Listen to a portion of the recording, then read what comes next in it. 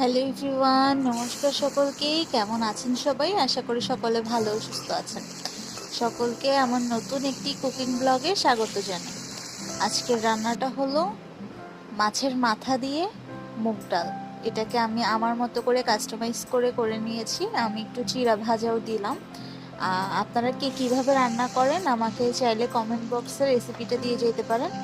আমি সেভাবেও ট্রাই করে দেখব, আর এভাবেও আপনারা চাইলে করে দেখতে পারেন। আমাদের কাছে বেশ ভালোই লেগেছে।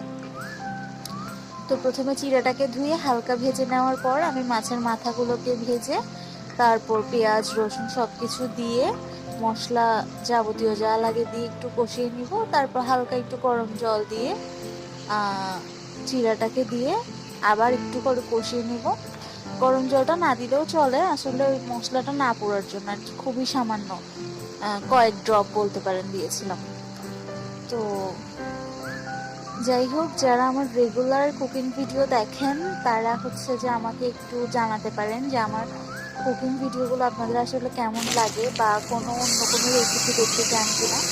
এখানে আমি মুগ ডালটাকে আগে ভালো করে সিদ্ধ করে নিয়েছিলাম, একটু মশলাপাতি দিয়েছিলাম, ওখানে সামান্য লবণ, একটু গুঁড়া মশলা, তারপর হচ্ছে এখানে দিয়ে নিলাম।